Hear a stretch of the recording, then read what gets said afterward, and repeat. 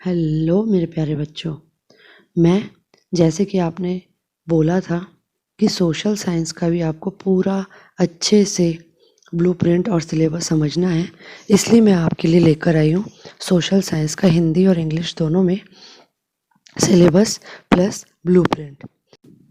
कुछ बच्चे मुझे कमेंट में पूछ रहे थे कि 50 नंबर का क्वेश्चन पेपर आने वाला है तो आप 75 नंबर का क्यों बता रही हैं। तो मैं आपको एक बात बता दूं बच्चों, जिसने भी ये बताया है आपको कि 50 नंबर का इस साल एग्ज़ाम होगा, तो ये अभी तक क्लियर नहीं हुआ है। अभी तक बोर्ड से, मतलब CGBSC जो बोर्ड है, वहाँ से ऐसा कोई भी आदेश नहीं आया है। ये हो सकता है जनवरी या फरवरी में वो क्लियर करे, लेकिन अभी तक ऐसा ही है।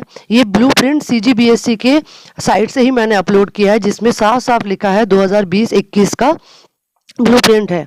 तो अभी तक तो यही डिसाइडेड है कि यही आपका मार्किंग सिस्टम होगा। बाकी अगर कोई अलग चेंजेस होंगी तो वो ज़रूर आदेश में बताया जाएगा, जो कि अभी तक नहीं बताया गया है। अगर वो आदेश आएगा तो मैं ज़रूर उसके बारे में भी बता दूंगी आप लोगों को, लेकिन अभी तक ऐसा कुछ भी आदेश नहीं आया है। तो चलिए अब हम शुरू करते हैं। तो जैसे कि आप इसमें देख सकते हैं, सबसे पहला यूनिट में पहला चैप्टर है संसाधन और विकास, इंग्लिश में है रिसोर्सेज एंड डेवलपमेंट। फिर है विकास की समझ, यानी कि अंडरस्टैंडिंग डेवलपमेंट। तो इन दो चैप्टर में से आपको 9 नंबर का क्वेश्चन पूछा जाएगा, जिसको कि आपको बहुत अच्छे से तैयारी करनी है। फिर है यूनिट 2 में प्रथम विश्व युद्ध, यानी कि द फर्स्ट वर्ल्ड वॉर। इसमें से आपको 4 नंबर का प्रश्न आएगा।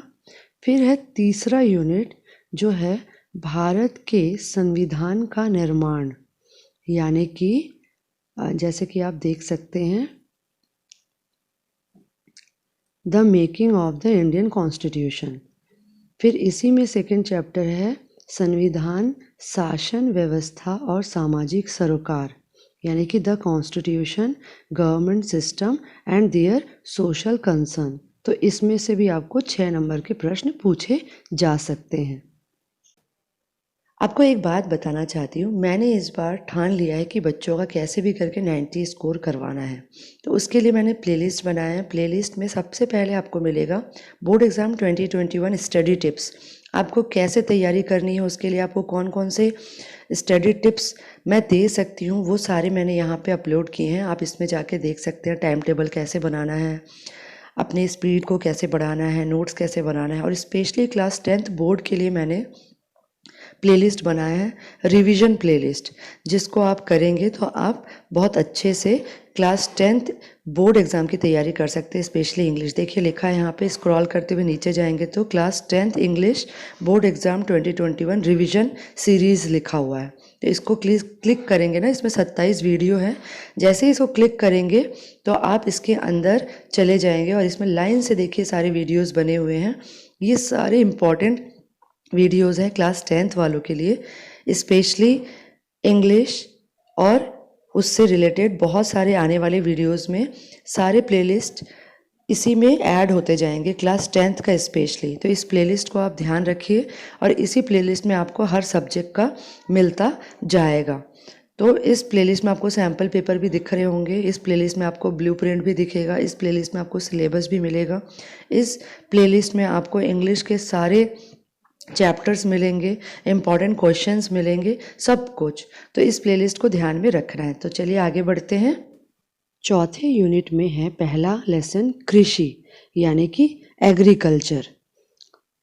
फिर दूसरा है 2 विश्व युद्धों के बीच रूसी क्रांति और महामंदी, इंग्लिश में है between the 2 world Wars, the Russian revolution and the great depression. फिर तीसरा है इसी में मुद्रा एवं साख, ये हम देख सकते हैं मनी एंड क्रेडिट।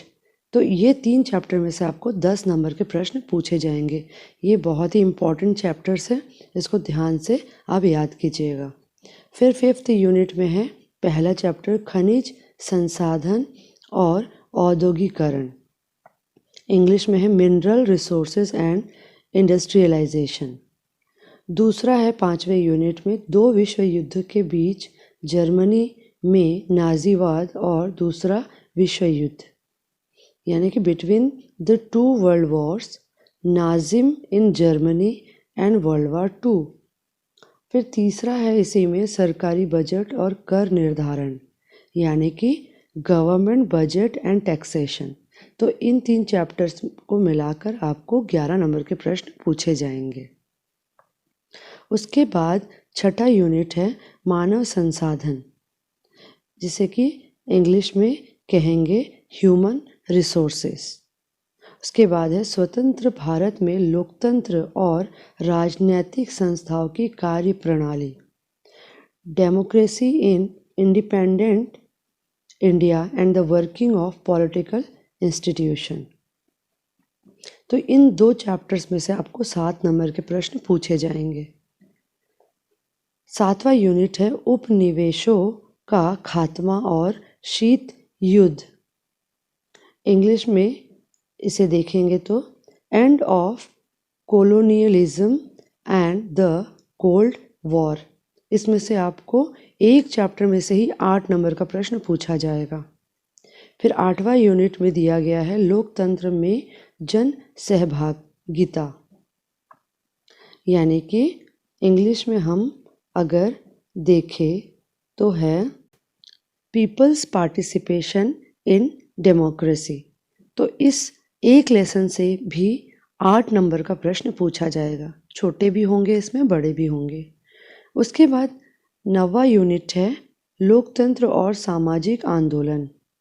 इंग्लिश में अगर हम देखें तो है डेमोक्रेसी एंड सोशल मूवमेंट्स। तो इस लेसन से, इस एक लेसन से 12 नंबर के क्वेश्चंस आएंगे।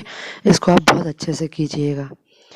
उम्मीद करती हूँ कि आप सबको बहुत अच्छे से समझ आया होगा।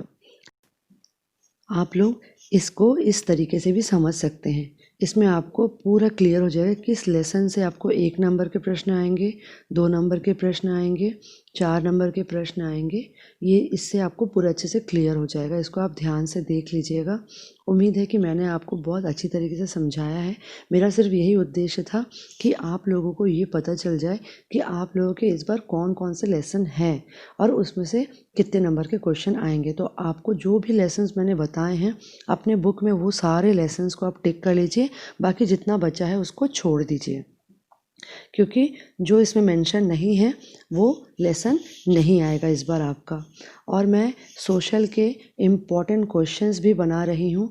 वो इम्पॉर्टेंट क्वेश्चंस जो कि पिछले 5 सालों के अंदर आपके कोर्स में, मतलब आपके बोर्ड एग्ज़ाम में आए हैं। तो उसके लिए भी आप तैयार रहिएगा। और आपको अगर मेरा ये मेहनत थोड़ा सा भी अच्छा लग रहा है बच्चों, क्योंकि मैं बहुत मेहनत कर रही हूँ, तो आप इसको एक लाइक कर सकते हैं और अपने सारे फ्रेंड्स को इसको शेयर कर सकते हैं। तो मिलते हैं अगले वीडियो में। तब तक के लिए मेरे वीडियो का ज़रूर इंतज़ार कीजिएगा। और हाँ, एकदम खुशी खुशी अच्छे से पढ़ते रहिए। Bye bye.